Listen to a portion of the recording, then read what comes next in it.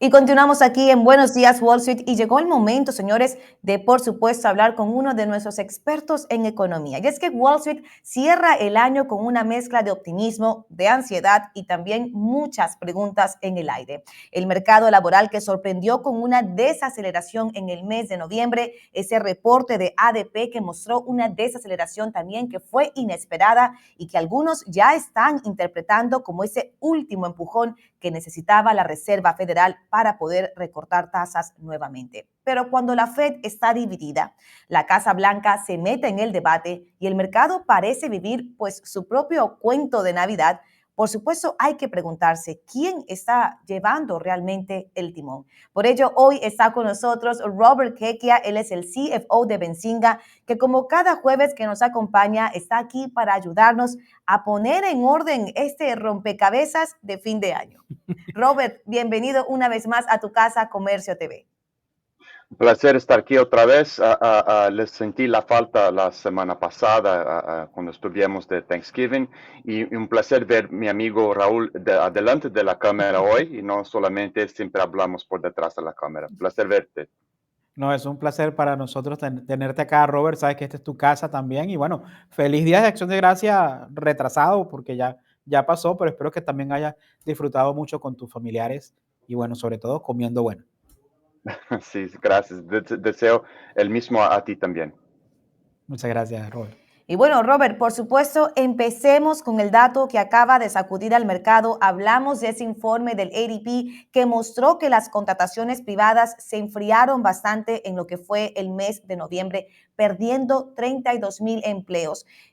Robert, ¿es esto suficiente para que ya la Reserva Federal se decida y haga ese recorte de tasas en su próxima reunión el 9 y 10 de diciembre? Sí, buenísimo. Vamos a hablar de manera muy clara. El dato de ADP de noviembre, con una pérdida de 32,000 empleos privados, es un señal claro de desfriamiento del mercado laboral después de meses en los que ya veíamos una desaceleración gradual. Para una Fed que venía preocupada por un mercado de trabajo demasiado caliente para este tipo de cifra en la margen política y técnico para plantearse seriamente un recorte de tasas. Ahora bien, un solo dato no decide una reunión. La Fed mira el cuadro completo: inflación subyacente, salarios, empleo oficial, condiciones financieras. Hoy los mercados ya descuentan con una probabilidad muy alta que el próximo movimiento sea a la baja. Pero la narrativa será de dependencia de los datos. Usarán ese informe como parte de la justificación, no como la única razón. Pero sí, claro que va a ser un señal de desfriamiento y claro que va a tener un peso muy grande en la decisión. Muy interesante, Robert. Y aparte de eso, ahí estamos viendo, precisamente pusimos la gráfica de la solicitud de desempleo. Sé que esta pregunta no estaba allí en el calendario, pero este dato salió esta mañana y veíamos también un poco esa desaceleración. O sea, el reporte salió con 191,000 empleos. ¿Qué está pasando? Porque vemos esa desconexión entre lo que es la economía y lo que es el mercado, pero vemos solicitudes de desempleo que siguen llegando con números preocupantes. ¿Cómo lo ven ustedes? O sea, ¿es bueno para la economía perder estos trabajos? ¿Es bueno para las empresas realmente reajustar? Porque las empresas se manejan por dividendos, pero ¿qué podrías tú leer de estos reportes de desempleo que siguen mostrando debilidad? Miramos mismo en mi empresa en Benzinga, veremos que hay una demanda por empleos muy mayor y con esto las empresas pueden elegir los mejores candidatos para las estaciones. Entonces, es bueno por un sentido que pueden elegir los mejores para ciertas posiciones. ¿Por qué? Porque la oferta de ahora está demasiada. Pero para la economía como general, es muy mala esta noticia. ¿Por qué? Porque dan muchas personas buscando y casi peleando por unas vagas que se tornado escasas en el mercado. Entonces, es el mismo que le dijimos a todos los empleados y todos mis amigos y conocidos.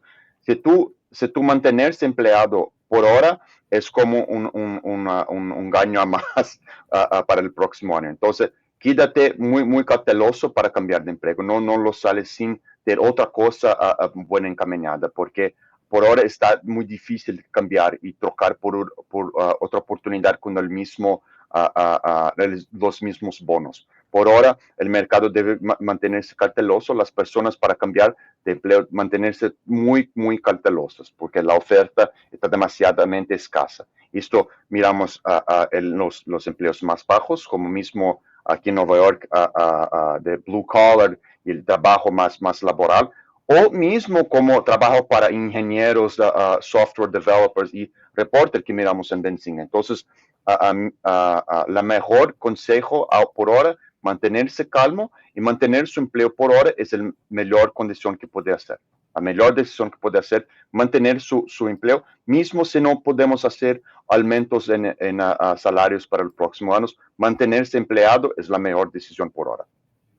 Claro que sí, Robert, y mucho más cuando además de que aumentan las solicitudes de desempleo, también estamos viendo que hay trabajos o posiciones que están desapareciendo. ¿Crees tú que tiene también eso mucho que ver con el tema de la inteligencia artificial? Porque en este año como tal se ha visto una presión muy fuerte en el mercado laboral y propiamente por ello, porque hay trabajos que anteriormente pues eran hasta incluso claves en compañías y hoy en día están siendo reemplazados por sistemas, por softwares de inteligencia artificial. Sí, sí, no, sin duda el uso de la inteligencia artificial se tornó esencial para cada y toda posición de empleo.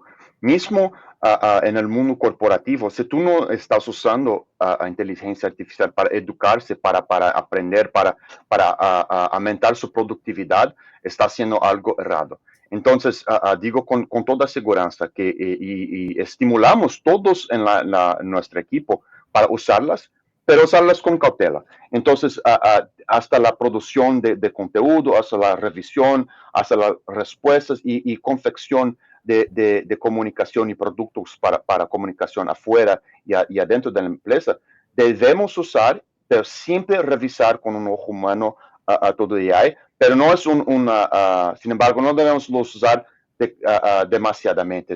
Debemos usar siempre, pero con cautela. Usar AI es esencial. La persona que no usa AI en el futuro es como se dice en español, analfabeto, no sabe leer ni escribir. Entonces, saber usar la AI y en cada posición y para cada finalidad es esencial para cualquier tipo de empleo, en cualquier oficina y también en cualquier situación. Tengo muchos amigos en Nueva York que cuidan de redes de restaurantes y ellos usan, ¿sabe qué? Para tomar decisiones, para mirar cuáles las tendencias del mercado, para soluciones tácticas operacionales del día a día. Es una herramienta muy poderosa y tenemos de tomar con cautela y siempre usar.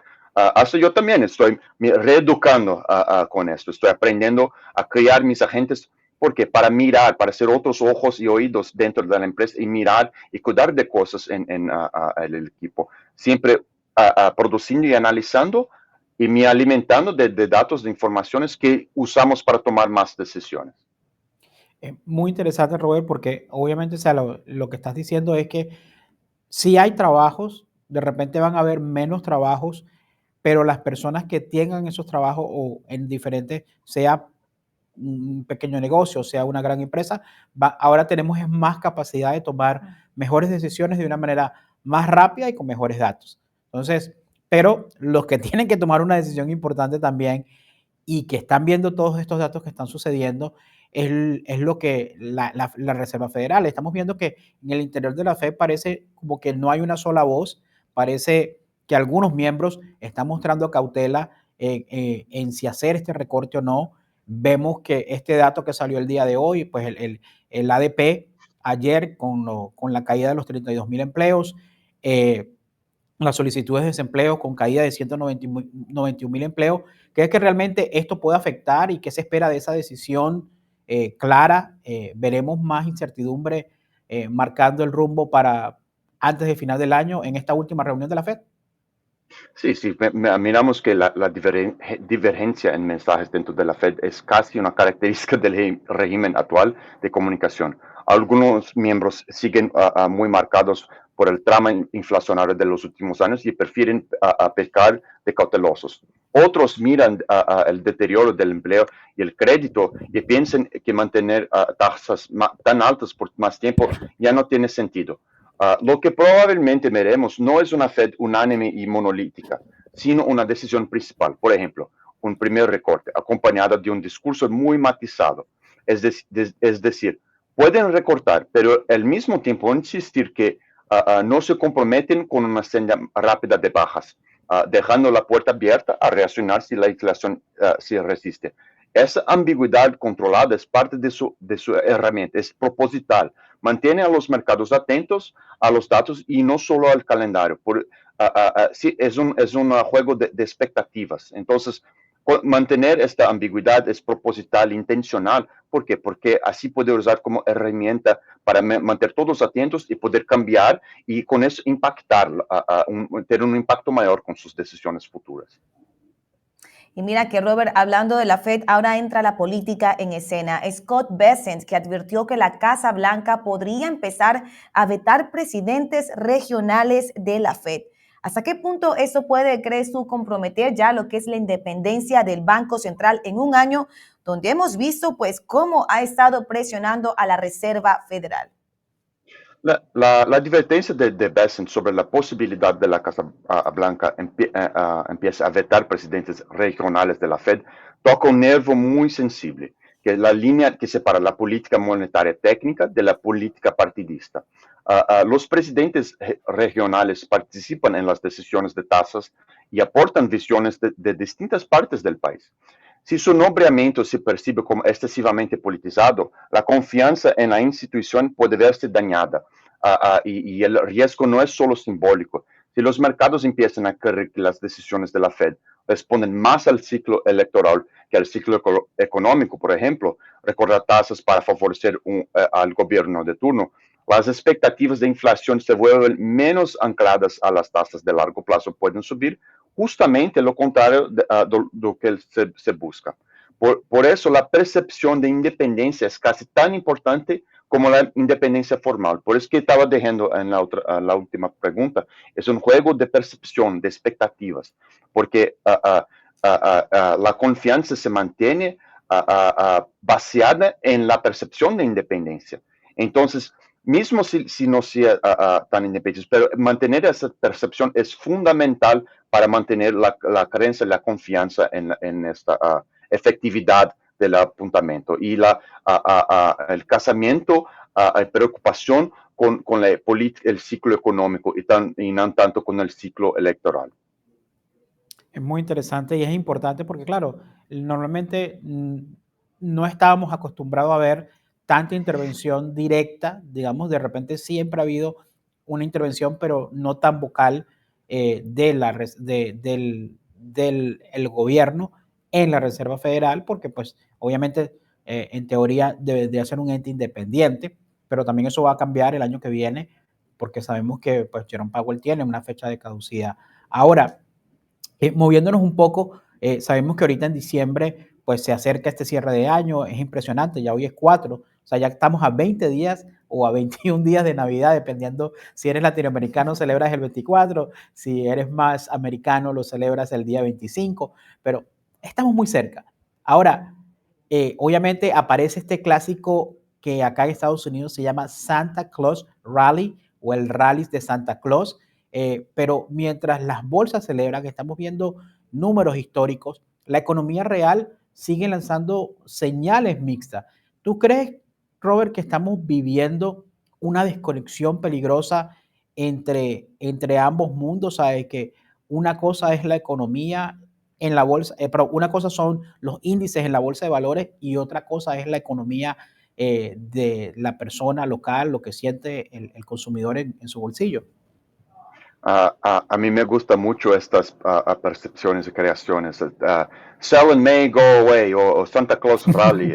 Me gusta mucho esas observaciones pragmáticas y es muy famoso Santa Claus Rally porque refleja que las voces han decidido mirar la foto de 6 a 12 meses hacia adelante. Recortes de tasas, inflación más controlada y un aterrizaje suave de la economía.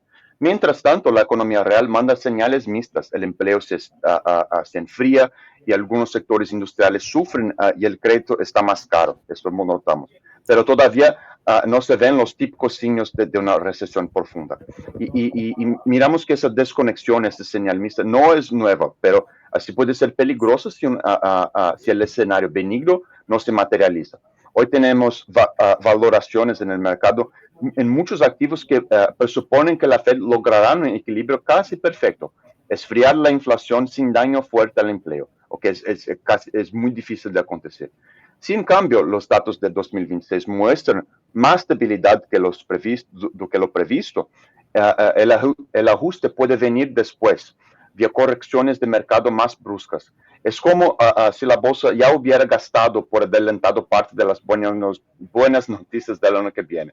Entonces creo que debemos caminar con cuidado y no practicar en una bolsa con una expectación de valorización adelante, pero siempre mirar, vamos a soñar como un disco repitiendo, diversificación y buscar siempre activos de buena calidad. Bueno, ¿qué son esos? Activos que sus datos fundamentales financieros son de generación de caja, que participan en mercados que van a sostenerse a largo plazo. Entonces, siempre buscar inversiones en activos de buena calidad.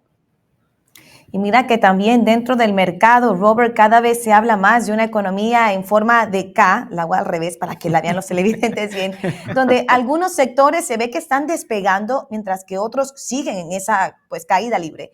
¿Crees tú que es esta como la nueva normalidad con la que tendremos que aprender a convivir como tal?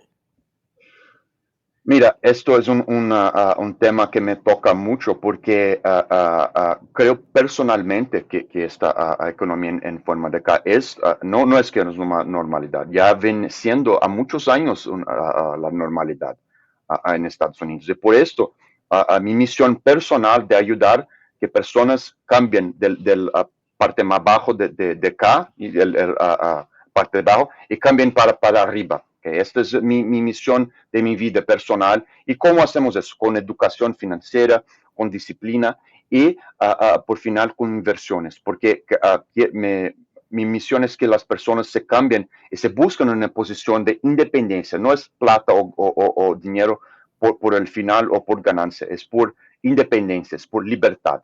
Entonces, creo fundamentalmente que sí, estamos viviendo una economía en K, y es una visión muy gráfica, porque una parte ya sea arriba, grandes tecnológicas, sectores ligados a inteligencia artificial, empresas con acceso barato al capital, y otra parte ya hacia abajo, que son pequeños comercios, ciertas manufacturas, trabajadores con menos calificación.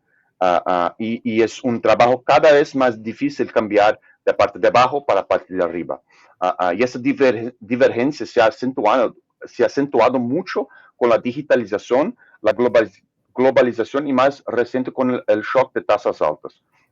Todo que miro me indica que no es un fenómeno pasajero. La tecnología distribuye oportunidades y rentas de forma muy desigual. Son los que tienen van a seguir teniendo, los que no tienen se tornará muy más difícil para tener. Y la política monetaria afecta más a quienes dependen del crédito que a quienes tienen liquidez sobrante. Aprender a convivir en una economía en K significa aceptar que los promedios engañan. El PIB puede crecer mientras una parte importante de hogares y empresas siente recesión.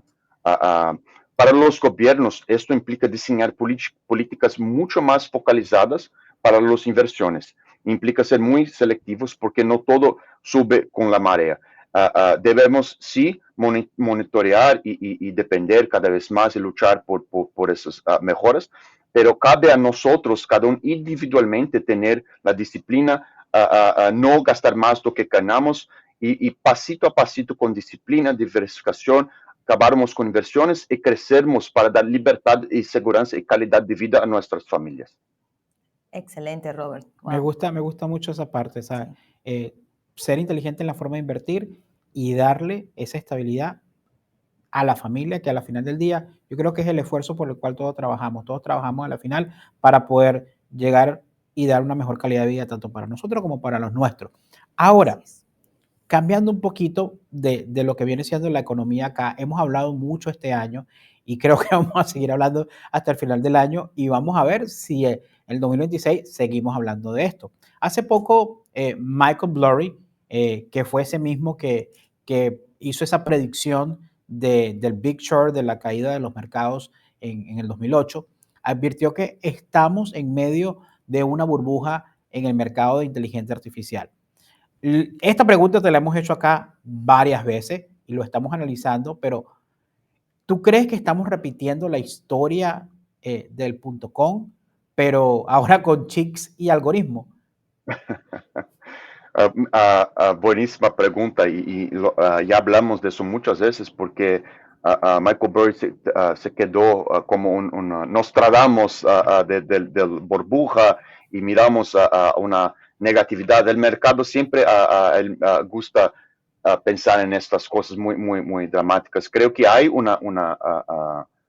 fundamento en esta idea, pero el uso y la implantación del AI es un cambio estructural en el mercado, todo de producción en la economía real. Entonces debemos tomar con cierto cuidado. ¿Por qué? Porque cuando miramos valorizaciones de empresas que dependen solo del inversiones y empleo futuro y trayendo a presente, esto es un sitio, un indicador de cuidado. Pero cuando miramos activos, inversiones y empresas que usan eso y ya generan caja y ya tienen producción con esto, es otra historia. Entonces, decir que es una burbuja es un poco demasiado, pero sí tenemos que tener cuidado. Cuando Michael Burry habla de burbuja, el mercado escucha, ¿okay? Por esto lo dije, Nostradamus, porque fue uno de los pocos que advirtió de la crisis de subprime a tiempo, hace años pasados. Su comparación con la época del punto contiene lógica. Hay una narrativa transformadora. Entonces, Internet, hoy hay flujos masivos de capital buscando el próximo ganador y valorizaciones que en algunos casos descuentan décadas de crecimiento perfecto. La gran diferencia con los años 2000 en el subprime, por ejemplo, es que hoy ya se observan usos concretos de la AI que generan productividad y ahorros de costos reales en empresas de todos los sectores. Por eso que estaba diciendo antes, si la empresa está usando de manera efectiva el AI hoy, es un buen activo, es un activo de calidad. Y eso no elimina la posibilidad de la burbuja, pero la hace más selectiva. Probablemente estamos viviendo una mezcla de revolución tecnológica de fondo con exceso especulativo en ciertos activos muy de moda. El riesgo para el inversor es confundir tema correcto con precio correcto. La historia del punto enseña que se puede tener razón sobre la tecnología y aún así perder dinero si se pega si lo paga a cualquier precio, a cualquier activo en este mercado. Entonces, quedamos siempre en la misma historia de mirar y buscar invertir dinero en activos de calidad, activos que están generando caja de manera sostenida y con una buena visión, un buen plan para el futuro. Está muy interesante porque, pues, yo creo que ah, es importante escuchar, no ser simplemente me tapo los oídos e ignoro las advertencias, pero también hay que dar cuenta de un poquito la diferencia entre lo que fue la burbuja del punto com a lo que estamos viendo el día de hoy, ¿sabes? Porque obviamente, digamos que la tecnología es la AI, pero también los aplicativos y las inversiones y las empresas y los sectores son muy diversos. O sea, no es un solo sector, o sea, no depende, o sea, no es una página web que todo el mundo tenía, o sea, todo el mundo fue a hacerse una página. Bueno, ahora hay infinidad de productos, software, empresas, o sea, puedes invertir en tecnología, puedes invertir en centro de datos, puedes invertir en el software, Energía. puedes invertir en energía, exacto. O sea, como que dentro de todo, pues siento yo que el portafolio es un poquito más amplio y pues también las empresas que ofrecen estos servicios también son mucho más amplias. Es que Sí, sí, no, claramente, sin duda. es como si, Robert, como si anteriormente el .com era más como una nueva era en la tecnología, en cambio el AI es una nueva era en todos los sectores como tal. Sí, sí, no, no. Miramos, por ejemplo, nuestro jefe de tecnología en Benzinga estaba muy más activo en la época del punto com y me ha contado historias como, tú nomeaba o compraba el dominio, el nombre de un sitio en la internet y basta esto, ya estaba millonario con las valorizaciones. Hoy es muy diferente, tenemos muchas tesis diferentes para estar adyacente al mercado de AI. Tenemos, como dije, Raúl, los chips, la producción de chips, empresas que buscan la mejora del algoritmos de uso de datos, centrales de manutención de datos, transmisión rápida de datos para el centro de procesamiento hasta las personas que lo usan en AI. Y también generación y distribución de energía en todos los países. Miramos cómo es energía es cada vez más un recurso estratégico para la geopolítica global. Y con esto vemos muchas otras tesis, generación sostenible, energía nuclear. Entonces, es un mercado, es una infraestructura adyacente a todo que va a crecer este mercado. No solo los grandes nombres en la empresa, Nvidia o no otro, pero sí toda la infraestructura para soportar este cambio de revolución tecnológica. Y mira, ahora, Robert, continuando hablando de activos, en este caso volátiles, Bitcoin también acaba de rebotar tras una caída del 20%. Y a esto, pues algunos dicen que el cripto invierno terminó, otros que apenas empieza. ¿Cómo se puede saber la diferencia? ¿Qué opinas tú, Robert? Mira, vamos de manera muy fría. Un activo que cae 20% y luego rebota con fuerza en cuestión de días, nos recuerda que Bitcoin sigue siendo, como fue, ante todo, un instrumento de altísima volatilidad. ¿Okay? Esto tenemos todos muy claro para nosotros mismos. Los discursos de cripto invierno terminando o apenas está empezando suelen llegar tarde. Miran el gráfico de siempre que ponen una narrativa de esto. La forma más sensata de distinguir entre un cambio de ciclo y un simple rebote especulativo es mirar más a la del precio. ¿Hay mayor adaptación institucional? Eso es una pregunta clave.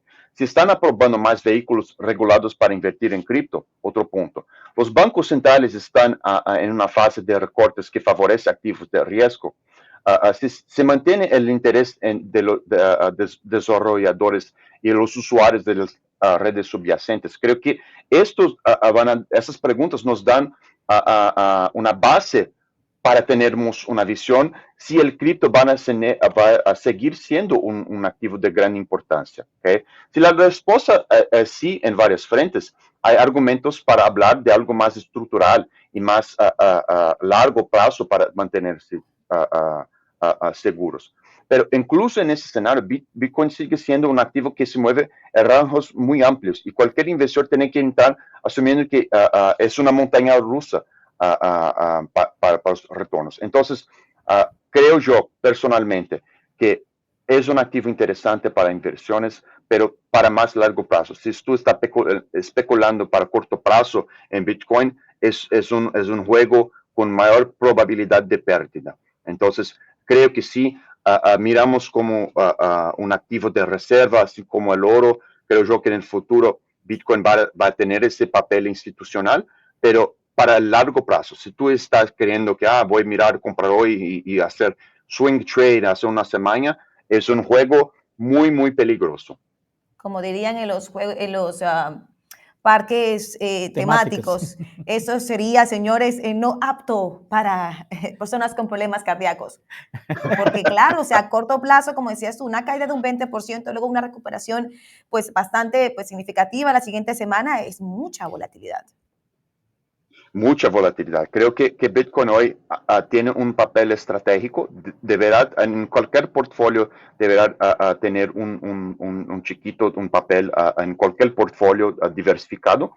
Pero como todos los activos en un portfolio, él tiene un papel específico y la intención del portfolio es diversificación de los riesgos, es eliminar los riesgos correlacionados. Entonces, sí tiene un papel y este papel de Bitcoin, a mi ver, no es gaño de cortísimo plazo, y sí un gaño de diversificación.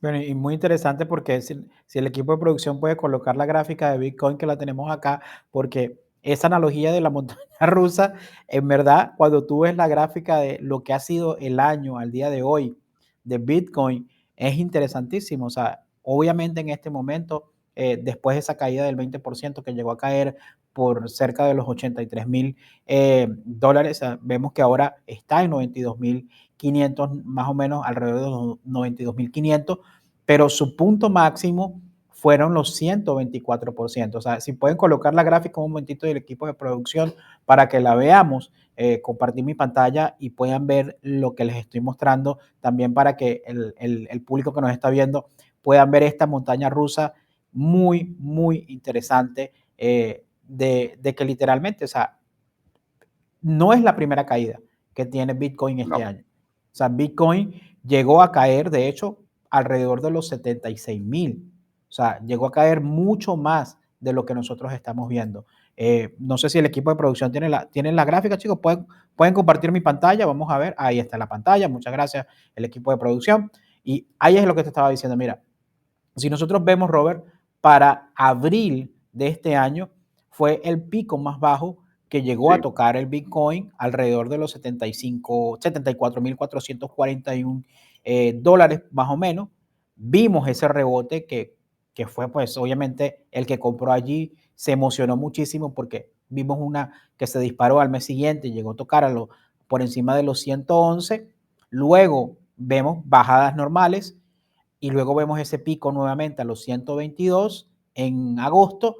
Vemos que vuelve a subir este pico en octubre a llegar a ese máximo de 124, y ahí es donde vemos esa caída del 20% que Vanessa hablaba, donde vuelve a caer a los 84. No está en su punto mínimo del año, pero esa es la montaña rusa. Definitivamente esto sí, Vanessa, como tú lo dijiste, es digno de una montaña rusa de un parque de atracción de Disney. Sí, sí, y por esto que lo digo siempre, si tú hacer un zoom afuera del gráfico en la pantalla, va a mirar que, ok, pero la tendencia es de subida. Entonces, hay un papel estratégico para Bitcoin, para cripto, en diversificación. Creo yo que Bitcoin y Ethereum son los principales en este espacio porque por su naturaleza y creo que van a hacer un papel en activos de reserva de valor muy importante en los próximos años.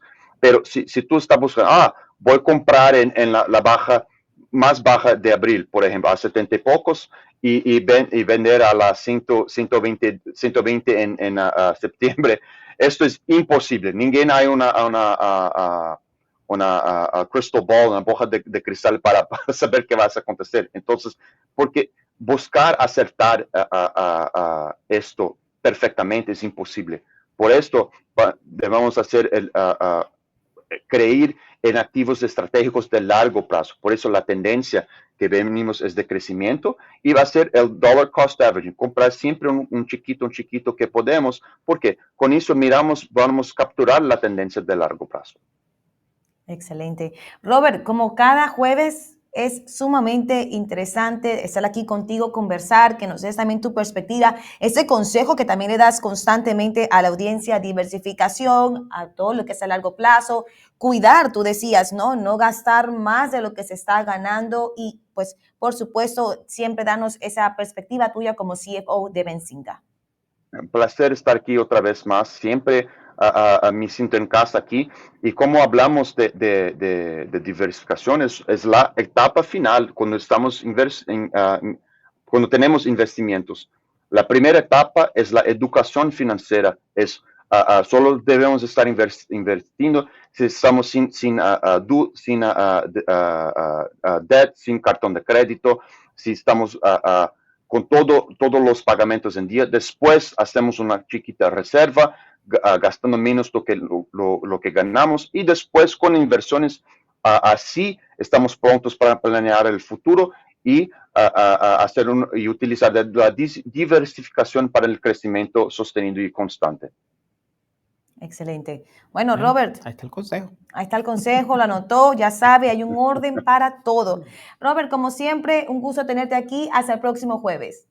Hasta el próximo jueves. Gracias por todo. Que mira, estaremos hablando posiblemente de decisión que habrá tomado la FED, así que estará interesantísimo. Jueves, sí, no, de hecho sí, el jueves vamos a estar analizando qué decidieron. Así que te esperamos el jueves y a nuestra audiencia no se lo pierda, que la próxima semana tenemos más a Robert acá. Así que nos vamos los tres a una breve pausa comercial y regresamos, señores, aquí en Buenos Días, Wall Street.